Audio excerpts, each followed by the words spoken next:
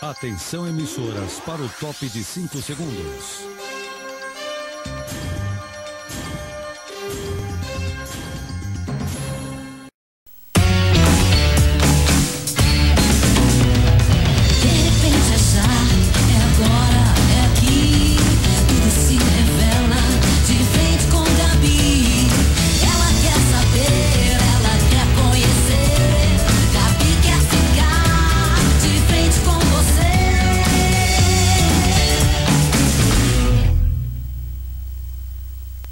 Alô, eu estou de frente hoje com o político mais conhecido de São Paulo. Um homem que tem cadeira quase cativa no Palácio dos Bandeirantes. Geraldo Alckmin está governador do estado mais rico da federação pela terceira vez e já tem gente sussurrando que em 2016 ele vai se candidatar de novo. Membro ativo do PSDB, Alckmin é paulista, de Pindamonhangaba, formou-se médico em Taubaté e entrou na política pela porta da Câmara Municipal de sua cidade natal, onde se elegeu vereador quase 40 anos atrás. Depois foi prefeito, deputado estadual, deputado federal, vice-governador, governador e em 2006 enfrentou Lula na eleição presidencial e foi derrotado no segundo turno. Seu grande desafio político atual é eleger o prefeito da capital paulista no ano que vem. Uma tarefa nada fácil num partido que tem dificuldades em se manter unido.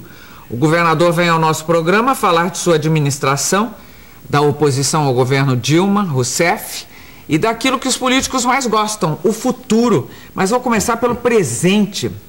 Ouvi dizer...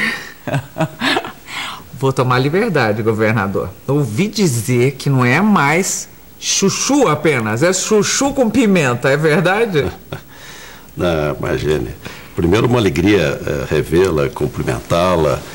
A política antiga, Gabi, ela era muito discursiva, cheia de retórica, né? de arroubos, de lutas. Hoje a política moderna, eu acho que o que a população quer? Honestidade, eficiência, resultado, low profile, né?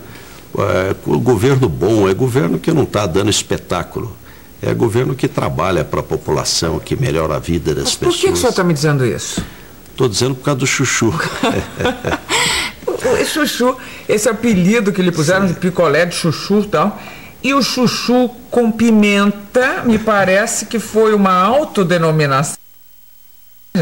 Não, também é exagero. Está tomando... Não, confessa. O senhor está ficando irritado? Está ficando quente? O que é? Olha, eu faço acupuntura, então estou sempre zen, né? Aliás, tá magro, está elegante, está impressionante. Mas eu falei na abertura que o PSDB era um partido complicado. Hoje sai no Estadão uma declaração do Fernando Henrique Cardoso.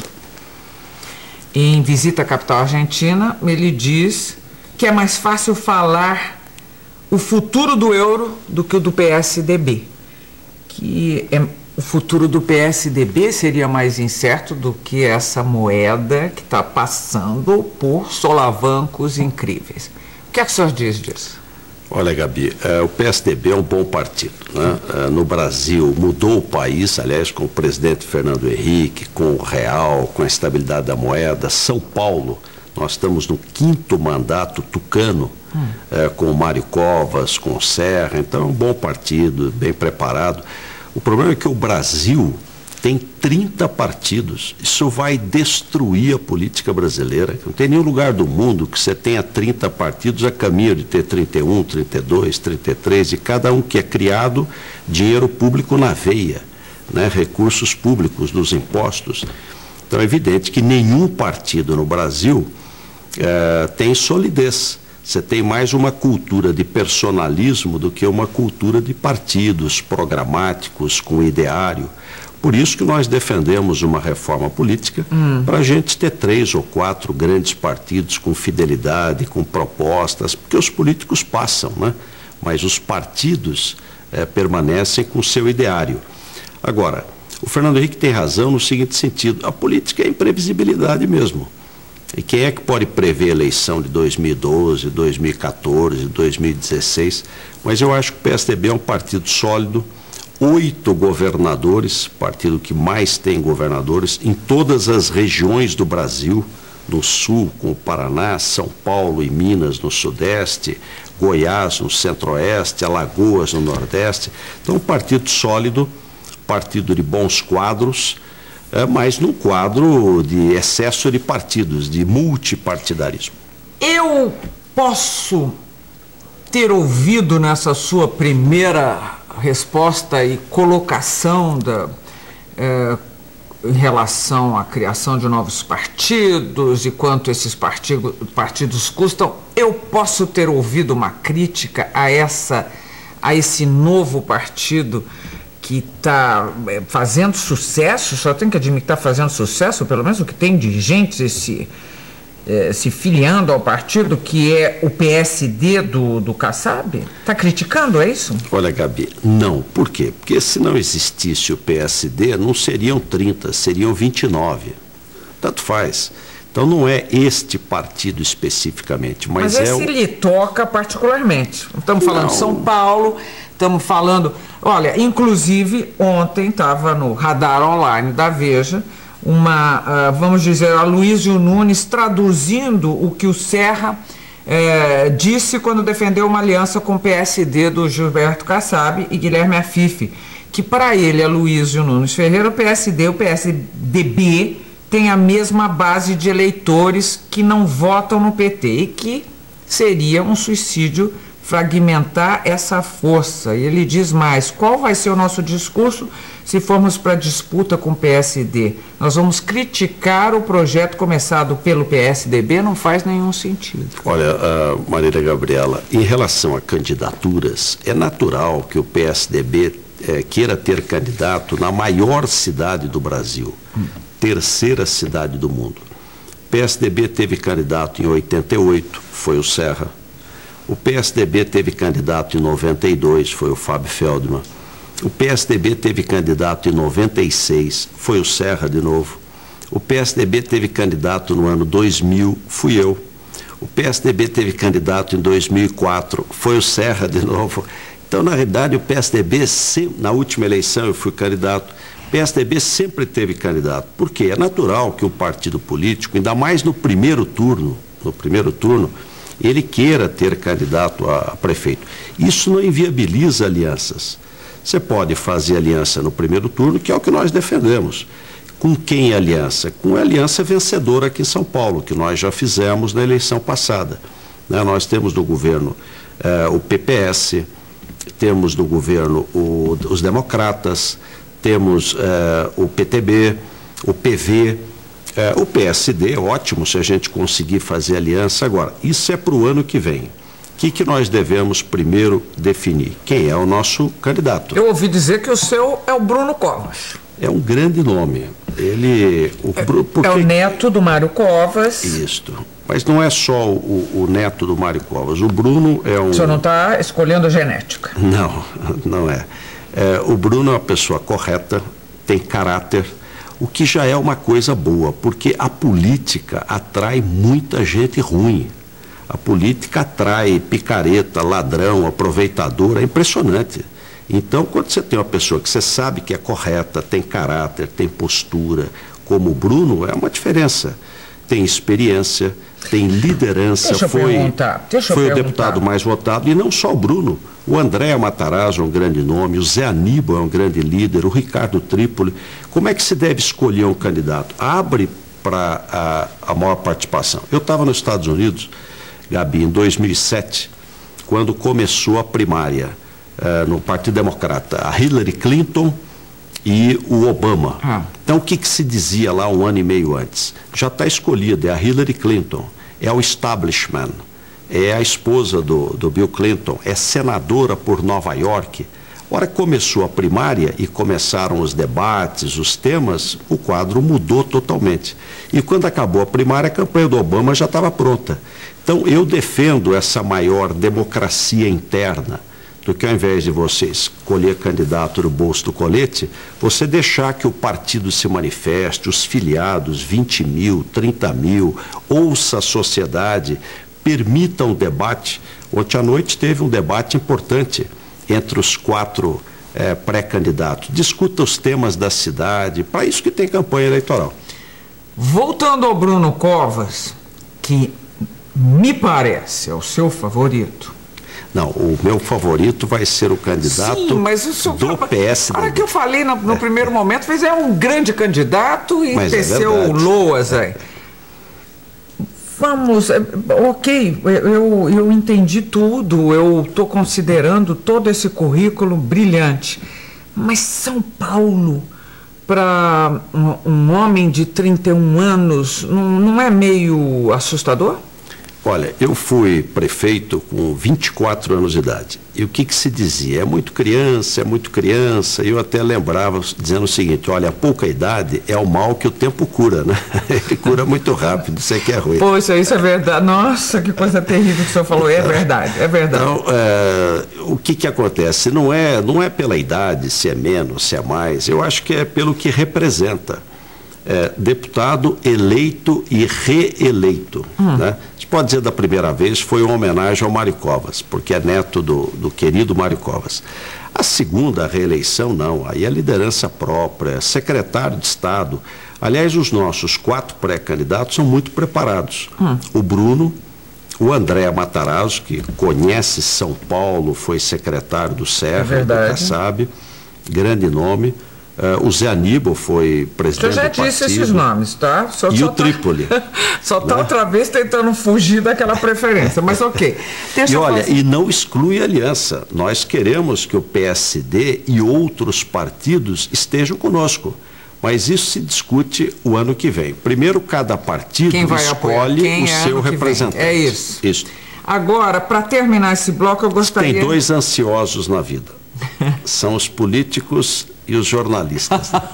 Então eu aqui, na minha ansiedade, antes de terminar esse bloco, queria colocar uma pergunta, e eu juro que não tem maldade por trás, só uma grande ignorância. Falando ainda em eleição municipal, né? O PT, ao que tudo indica, está se encaminhando para ter como candidato o ministro da Educação, Fernando Haddad. Eu gostaria de saber do senhor, e eu juro que é uma curiosidade genuína, o senhor que entende o raciocínio político, qual é o que existe por trás dessa candidatura? Porque eu não consigo entender. Olha, aí é uma decisão do PT. O que eu observo assim... Ou do Lula? Pode ser. Mas o que eu observo de longe? O PT sempre teve um critério de escolha muito debatida internamente.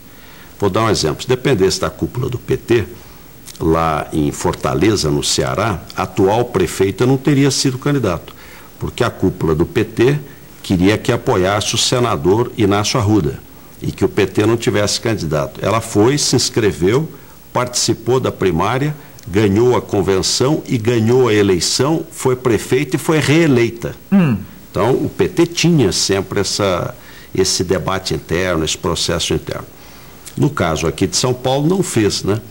É nítido que a senadora Marta Suplicy foi atropelada nesse processo. Mas, enfim, esse é um tema do PT.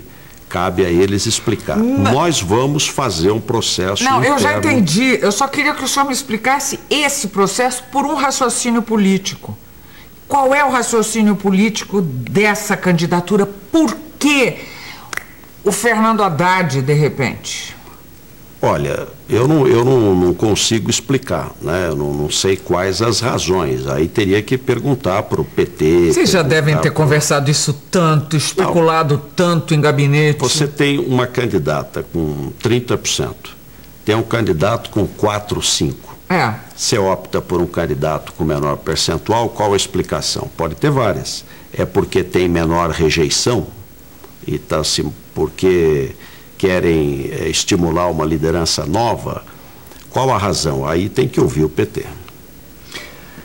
Eu tentei, sabia que não ia sair grande resposta aqui, mas eu tentei. Nós estamos terminando o primeiro bloco de frente com o governador paulista Geraldo Alckmin. Voltamos depois do intervalo. Até já. De frente com Gabi.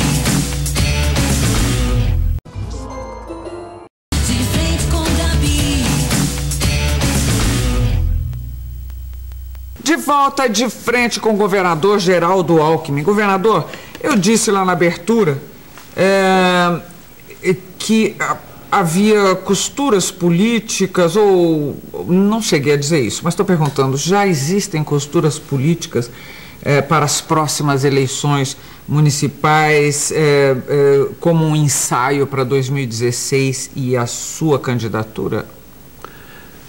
Olha, sempre você tem alianças que acabam tendo desdobramento, mas são eleições diferentes. Nós vamos ter agora eleição nos 645 municípios aqui do estado de São Paulo.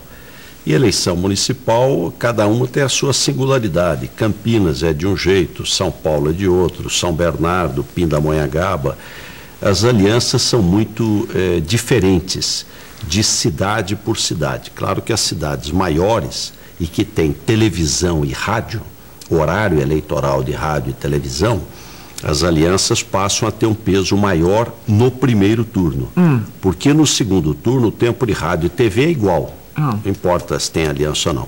No primeiro turno pesa, né? Os grandes horários eleitorais são o PT, PMDB, PSDB, PP, Democratas, depois PSB e aí vai caindo. Então, eu diria que mas não é automático, quer dizer, uma coisa é a eleição municipal, a outra é a eleição estadual e o principal, a eleição federal, que é aquela que mais puxa, né, o debate. Caso deem certo as costuras políticas, o senhor vai ser candidato de novo? É difícil, nós nem terminamos ainda o primeiro ano, né? Então está muito no começo, está muito longe. Não tem eleição estadual e federal sem passar pela eleição municipal. Tá bom. Governador, com tanto debate político, o senhor encontra tempo para governar? É uma pergunta. Qual a maior dor de cabeça do governador de São Paulo hoje? Olha, muito tempo. Eu tiro o meu tempo com política, questões partidárias é mínimo, mas mínimo. 99% do meu tempo é tarefa administrativa. Quais são os grandes desafios, né? Hoje que nós vivemos? Primeiro, saúde. Quer dizer, essa é uma preocupação. Hoje tem uma boa notícia, a população está vivendo mais e vivendo melhor. Quer dizer, mudou o perfil demográfico do mundo nessas últimas décadas, mas tem custo. Então você tem um trabalho permanente de poder oferecer através do SUS um padrão de medicina que São Paulo tem, hoje conquistou com um dos melhores centros do mundo, você poder expandir isso para toda a população. Segurança é uma tarefa, é uma guerra, você tem que vencer batalha todo dia, 24 horas trabalhando. São Paulo saiu de um índice de homicídio de quase 35 por 100 mil habitantes para 9,8, mas você tem muito problema de roubo, de assalto, então uma luta incessante. Educação, o quadro econômico, nós vivemos uma incerteza econômica mundial. Qual o reflexo disso no Brasil? Dizem que vai chegar em 3 anos até nós. Isso tem sido conversado? A gente já percebe na arrecadação deste mês de novembro já uma queda do previsto. Quer dizer, é evidente que o Brasil... Alarmante? Não, não é alarmante, mas já é preocupante. Já acendeu um sinal amarelo. E um problema, o Brasil está ficando caro. O Brasil está ficando muito caro. E não consegue ter competitividade. Então, a importação, ela cresce assim astronomicamente. Quer dizer, o Brasil tem um mercado interno importante, está crescendo, mas muita importação. Quer dizer, é perceptível a desindustrialização. Isso ocorre nos países ricos.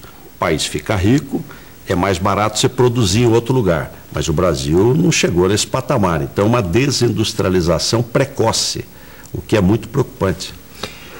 O senhor passou pelo assunto segurança. O Rio de Janeiro está enfrentando com sucesso, né, os traficantes de drogas e a criação de UPPs, as unidades de polícia pacificadora, está indo. Essa criação deu certo, está indo tudo de vento em popa, o que permitiu ocupar os territórios antes dominados pelos bandidos. O Estado de São Paulo teria a aprender com a política de segurança pública carioca? Olha, todo mundo, um aprende com o outro. A polícia, o PP é a polícia comunitária, que nós já temos aqui há 15 anos praticamente, que deu resultado. Se a gente fosse verificar, o Jardim Ângela era um dos bairros com o maior número de homicídios do mundo. Hoje tem índices abaixo de 10. Então melhorou muito. Nós não temos em São Paulo, como o Rio de Janeiro tem, locais ocupados, que a polícia não entrava, né? Que você tinha a milícia. São Paulo tem uma outra realidade, não tem isso. Então, peraí, mas tem uma suspeita aí, que eu gostaria de saber se tem algum fundamento oficial, de que os traficantes corridos no Rio estão se estabelecendo em São Paulo. Não, nós não temos isso confirmado. Hoje o que está aumentando tremendamente no Brasil, o índice de criminalidade, é o Nordeste, lamentavelmente. Quer dizer, se você pegar as estatísticas do Brasil, o Sudeste está caindo e o Nordeste cresce fortemente. Latrocínio, homicídio. São Paulo, vou dar um número prático. O Rio tem 29 homicídios por 100 mil habitantes. São Paulo tem 9. São Paulo era o estado era o 27º, era o pior estado em número de homicídios. Hoje é o 4º. Menos homicídios do que São Paulo é só Santa Catarina, Piauí e Distrito Federal. Nós temos o 4º menor índice de homicídio. Não estamos satisfeitos, não. Estamos aumentando 6 mil policiais esse ano, homens e mulheres, fortemente armados, tecnologia, expandindo as forças da polícia, inteligência policial e com um desafio de saúde pública, que é álcool e droga. Aliás, a bandeira do Serra, vamos dizer, foi contra o tabaco, né? Contra o cigarro. A sua tem sido contra o álcool, principalmente na infância e adolescência. O que é que o senhor tem conseguido? É uma luta em glória lá no final ou não? Porque nós estamos falando agora de álcool no país, as pessoas não pensam no álcool como droga, há uma tolerância. Há uma tolerância e as pessoas bebem socialmente, bebem em casa, na frente de todo mundo, é comemoração, e aí vem as crianças eu não sei como é que, eu nem lembro mais como é que fala, eu estou péssimo ultimamente para as expressões, para os ditados, as crianças vêm, né? Vêm junto. O que o senhor pretende com isso? Aliás, Gabi, antigamente o adolescente, ele começava a beber com 16, 17 anos. Hoje é com 13 anos. Ou menos, ou até menos. Ou até menos. E é importante o combate ao fumo. Acho que faz mal à saúde, prejudica também. E já melhorou quem muitíssimo, não fuma, né? E teve sucesso a lei. Agora, ninguém bate na mulher porque fumou, mas bate porque bebeu. Ninguém atropela alguém no ponto de ônibus e mata 2, 3 porque fumou, mas atropela e mata porque bebeu. Então a questão do álcool é mais grave. Nós começamos com os menores de 18 anos de idade.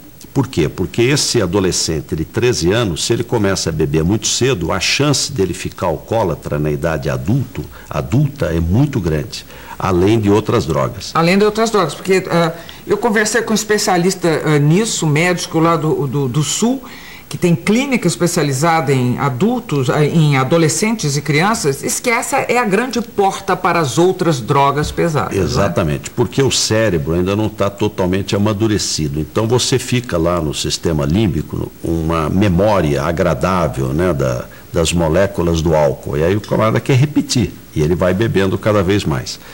Então nós temos um problema de saúde pública, nós vamos começar agora, em seguida lançamos a campanha do álcool. Agora vamos começar um grande trabalho contra o crack e os outros tipos de droga. O crack, o que é? Borra de cocaína com bicarbonato de sódio e outras substâncias químicas, barata e vicia rapidamente. E agora não é só droga de gente sem poder aquisitivo. Ela é droga está em todas as classes sociais. Qual é o que é que o senhor pretende fazer contra o crack? São 5 ações. A primeira é de saúde pública. É você encaminhar para clínicas, né, de tratamento multiprofissional, psiquiatra, psicólogo, assistente social, enfim, tratamento das pessoas. Casos mais graves, internação. Muito se discute se a internação pode ser compulsória. Claro que pode, isso não é nenhuma novidade. Você tem casos graves que a pessoa não tem mais autocontrole.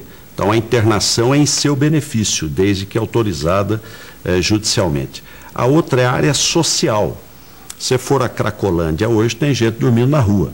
É você encaminhar para os abrigos. Então nós vamos fazer junto com a prefeitura, unidos com a prefeitura, um trabalho na área social, na área da saúde e polícia. Ou seja, você identificar os traficantes e cadeia, aí prender os traficantes. Então é prender o traficante, tratar, dar condições de tratamento. Dependência química é doença, como é apendicite, como é tuberculose. Há um preconceito em relação à saúde mental, em relação às doenças mentais, mas são doenças, são tratamento. Mas todos os governos falam de números quando se fala nisso. Do jeito que o senhor falou, o senhor está dizendo que São Paulo tem condições econômicas para bancar esse seu projeto, é isso? Nós não vamos resolver, em nenhum lugar do mundo, resolver os 100%, mas nós vamos melhorar. E nós vamos oferecer às pessoas dependentes químicos a oportunidade de tratamento, seja ambulatorial, através das várias clínicas que existem, do governo ou contratadas, seja através de internação mesmo, hospital psiquiátrico, clínicas de internação. E às vezes o tratamento é demorado, é meio ano, 1 ano de tratamento, não é barato, mas uma grande parte vai ajudar e vai curar as pessoas. Você tem possibilidade de cura. Vou voltar para a segurança. Seus vizinhos de Morumbi fizeram uma passeata protestando contra os assaltos cometidos no bairro. Dá para dizer que a polícia não está conseguindo acompanhar a ousadia dos ladrões? Aliás, eu tenho uns números. Governador, 38% da população carcerária do Brasil, ou 176 mil presos, estão em São Paulo. O Estado tem, ao mesmo tempo, 140 mil policiais. É isso mesmo? Esse é o número nessa conta mocinho bandido? Essa diferença é razoável? Não deveria ser o contrário, não? Olha, isso mostra, Gabi, duas coisas. Primeiro, 140, exatamente, então o número está correto, 140 mil policiais, 100 mil da Polícia Militar, 35 mil da Civil e 5 mil da Científica. 140 mil é o triplo da Marinha, o dobro da Aeronáutica, daqui a pouco é maior que o Exército Brasileiro. Então ninguém tem uma força policial com 140 mil homens e mulheres na ativa, trabalhando 24 horas. A população carcerária mostra que São Paulo prende, aqui não passa a mão na cabeça de bandido. Nós temos 22% da população brasileira e quase 40% dos presos. Aliás, nós vamos fechar o ano com 180 mil, direto, 24 horas tirando o criminoso da rua. Por isso que reduziu de 13 mil homicídios para menos de 4 mil. Esse ano nós vamos fechar com 3.900. Agora, você tem muito roubo, voltado aí à questão da droga, né? Quer dizer, o sujeito rouba por causa de droga, outros até não é droga. Então, de um lado é polícia, de outro lado é saúde pública. E questão social, você também tem políticas sociais.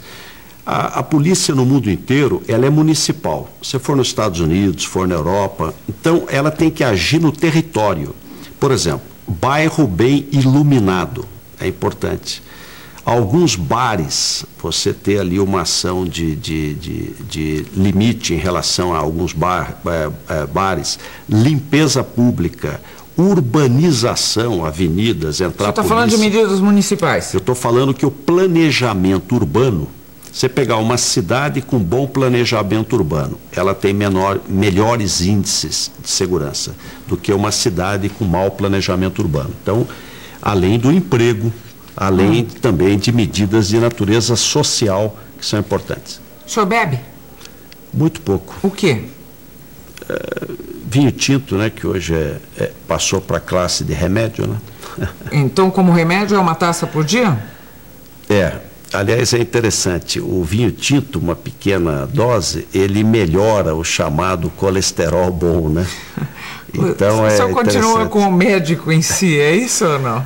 Eu sou apaixonado pela medicina. O senhor diagnostica quem reclama de saúde perto do senhor? Na minha casa. Depois eu tenho que reclamar de umas coisas, você vai me diagnosticar aqui. Se eu dispor, se eu puder. Ô, governador, tudo que o senhor falou, de alguma maneira, tem também como tradução que o ideal seria que o governo do estado fizesse a prefeitura? Não, eu vejo o seguinte, a população, ela separa bem as coisas, né? Por exemplo, é comum ouvir assim, olha, quem ganhar a prefeitura ganha o governo do estado, quem ganhar o governo do estado ganha o governo federal. Não tem nada a ver uma coisa com a outra, nada. Em 92, o PSDB foi muito mal para a prefeitura de São Paulo e 2 anos depois ganhou o governo do estado e a presidência da República no primeiro turno. Não tem nada a ver uma coisa com a outra. Em 2006, o Serra foi muito bem, ganhou aqui o governo do estado. Em 2008, eu não fui nem para o segundo turno para prefeito de São Paulo. Em 2010, eu me elegi governador no primeiro turno. O povo separa muito bem o que é município, o que é estado e o que é governo federal. Por isso que eu não acredito muito em forças externas. Fulano vai eleger ciclano, fulano vai eleger beltrano, ninguém vai eleger ninguém. Ou as lideranças vão conquistar a confiança da população, você olhando nos olhos, você dá para confiar. O senhor estava dizendo do Lula elegendo Fernando Haddad, era isso? Não, eu digo o seguinte, foi a única coisa que me veio à cabeça, a hora que o senhor disse assim, essa história que dizem fulano vai eleger cicrano. O único nome que me veio à cabeça foi Lula e Fernando Haddad. O Lula não elege o Fernando Haddad, o Geraldo Alckmin não elege Tucano, não existe isso. As lideranças, durante a campanha, para isso tem campanha, ou conquistam a confiança do eleitor, o jeito, olha, dá para acreditar, né? Dá para acreditar, ou não vão ganhar a eleição. Essa transferência de prestígio, ela é pequena, ela é muito pequena. Sei não. Não? Termina não, sei não. Eu quero falar daqui a pouco. Pesa mais para o mesmo cargo.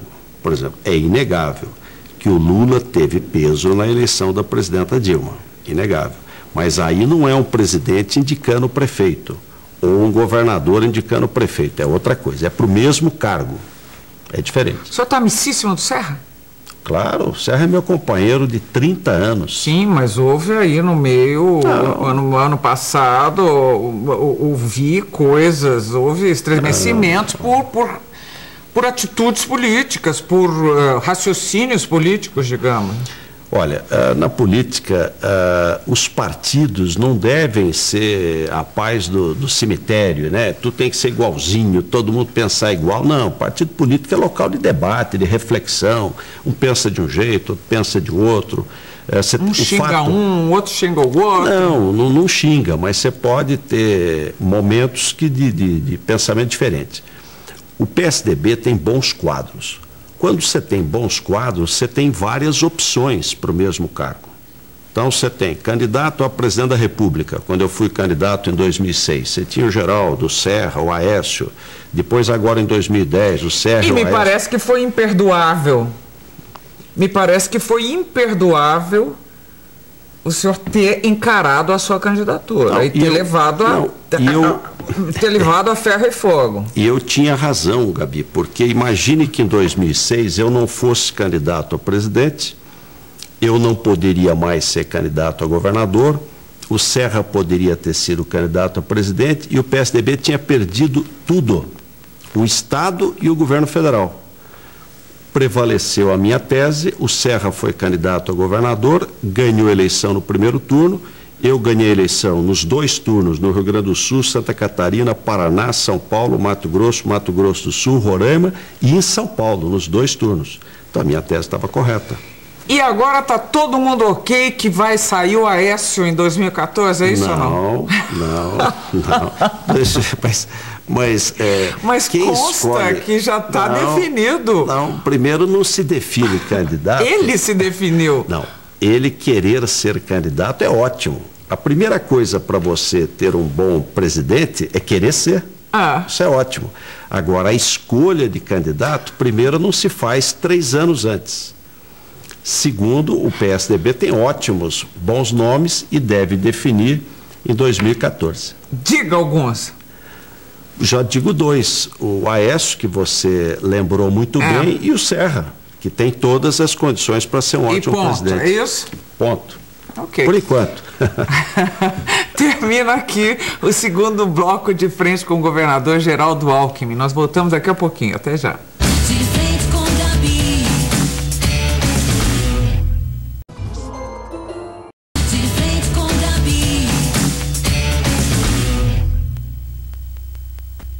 De volta para mais um bloco com o governador de São Paulo, Geraldo Alckmin.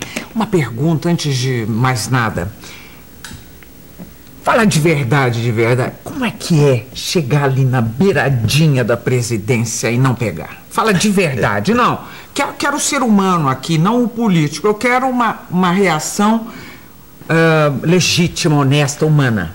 Olha, Gabi, quem não estiver preparado para perder a eleição não pode exercer a vida pública, porque você não ganha todas, né? Então, e é óbvio que num país onde tem reeleição, quem está no cargo leva vantagem.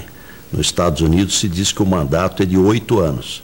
Você vê o presidente Clinton, 8 anos, o Bush, 8 anos, o Reagan, 8 anos, o Fernando Henrique, 8 anos, o Lula, 8 anos. Então, o fato de eu levar a eleição para o segundo turno, quase empatei no primeiro turno, ganhei em 11 estados, foi um grande feito. Mas aí perder não dá mais raiva ainda?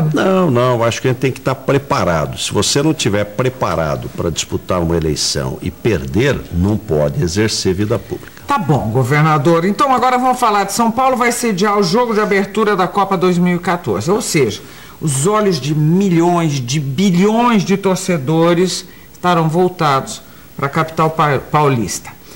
Quem vier ver esses jogos aqui, o governador, vai contar com segurança, transporte. Vamos falar dos nossos gargalos, né? Os aeroportos, o transporte coletivo, hotelaria, isso tudo vai estar solucionado? Olha, Gabi, primeiro, São Paulo é a 3ª cidade do mundo, é uma megalópole preparada para esses grandes eventos. E nós temos 3 anos aí para suar a camisa e deixar um grande legado para São Paulo.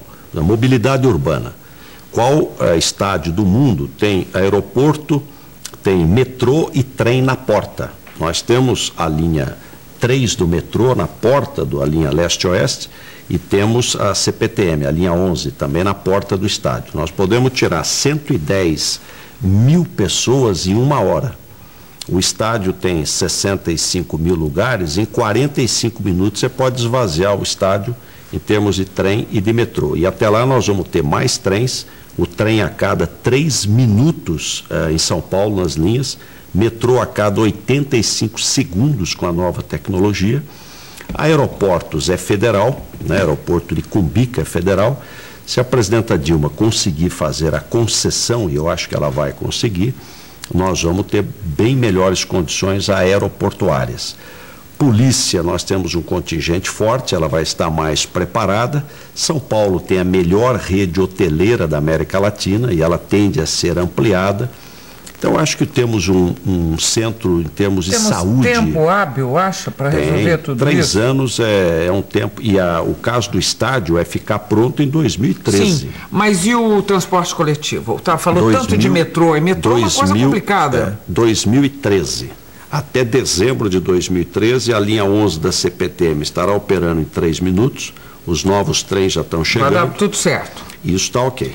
O senhor estava falando da questão de saúde, que já abordou no começo. Saúde, São Paulo é um centro excepcional, que nós temos aqui uma estrutura de saúde, o Instituto do Câncer, o ICESP, que é do Estado, atende o SUS, acabou de ser eleito o melhor hospital brasileiro, eleito pelos usuários. Então nós temos ilhas importantes na área de saúde.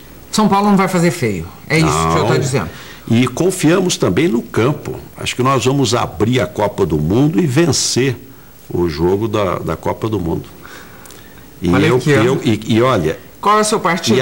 O seu partido não, o seu partido já sabemos, é o seu... O meu time é o Peixe. Eu sou do tempo do Dorval, Mengalvio, Coutinho, Pelé e Pepe. Hoje e agora Neymar tá louco Ganso. pelo Neymar? Neymar é um craque. Olha aqui. E agora em dezembro vamos ser campeões mundiais, né, lá no Japão. O seu partido faz oposição a Dilma e vem batendo forte na questão da corrupção. O que mais que o PSDB pode fazer para ganhar eleitores, governador? Olha, eu acho que o PSDB é um dos poucos partidos que está sendo coerente, está se mantendo na oposição. O Brasil não é vocacionado para ter partido único. Democracia pressupõe governo e oposição. A oposição é necessária para criticar quando for necessário, para não deixar o governo se acomodar, para apontar desvios, para propor questões importantes para o Brasil. Um bom governo se beneficia com o exercício da oposição. Aliás, é de Santo Agostinho: prefiro os que me criticam porque me corrigem, aos que me adulam porque me corrompem. Então é essencial, é tão patriótico ser oposição quanto ser governo. Mas então, o problema do PSDB é que não falta ao seu partido uma certa unidade, governador. Ele não faz oposição a si mesmo de alguma maneira? Não, o problema do PSDB não são fofocas internas. O problema é a dificuldade eleitoral. Uma vez perguntaram ao Sérgio Mota, né, por que perdeu a eleição? Porque faltou votos. O restante é firula. Você precisa ter voto. Então o partido precisa se aproximar da população, precisa amassar barro, precisa se empenhar na eleição municipal para construir bases precisa ser mais PT? Municipais. Não, qual PT, né? O PT do deslize ético, não. Até porque eu vejo que a política é uma atividade essencialmente ética. Se for para não ter ética, sai da política. Política é uma atividade cuja essência é a ética, é a lealdade, a honestidade, é prestar serviço à população. Eu vejo que a presidenta Dilma, ela se esforça no sentido de procurar melhorar. Mas o modelo político está errado. Imagine você, presidenta, 22 partidos no Congresso Nacional. Como é que você governa? Quer dizer, o Brasil precisa fazer uma reforma política, acabar com coligação proporcional para ter 4, 5 partidos, ter fidelidade partidária, implantar voto distrital ou distrital misto. 2, 3 coisas só já ajudariam a política brasileira. Para terminar, governador, para encerrar mais um bloco, toda mudança de governo no Brasil envolve a troca de cerca de 30 mil pessoas nos chamados cargos de confiança. Não é gente demais, governador? Não seria essa prática a que mais fomenta a corrupção no nosso país? Como fazer para profissionalizar setores da administração pública e evitar esse loteamento de cargos, digamos? Você tem toda a razão. Diz que o PT instrumentaliza até a apostila de escola. Não é possível. Por isso que eu defendo o parlamentarismo. O PSDB é um dos poucos partidos do Brasil que tem no seu programa a defesa do parlamentarismo. A Itália acabou de mudar o primeiro-ministro. Muda 200, 300 pessoas. O país nem sente, nem sente. Então não é como no presidencialismo, para tirar um presidente tem que ter impeachment. Para o país, é um trauma. O país fica parado um ano. Então eu sempre defendi o parlamentarismo, que é um governo moderno, mais ágil, dá estabilidade ao que deve ser estável, que é a chefia de Estado, e instabilidade ao que deve ser instável, que é a chefia de governo, enquanto tem a confiança da sociedade, e profissionalizado. O cargo de confiança é 200, 300. Você troca governo sem ter nenhum trauma. Isso é modernidade, né? O atraso é essa coisa político-partidária dos amigos, dos cupinchas, né? Dos compadres, que não é o bom caminho da política moderna. Nós terminamos mais um bloco de frente com o governador Geraldo Alckmin. Voltamos já para a parte final do programa.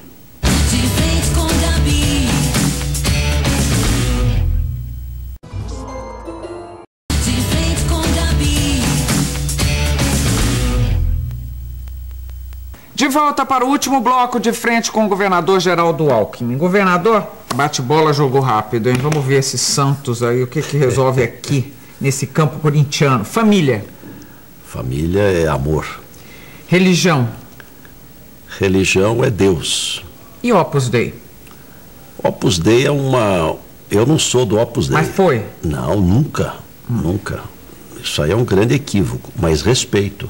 A Opus Dei é um setor da Igreja Católica. Dilma Rousseff?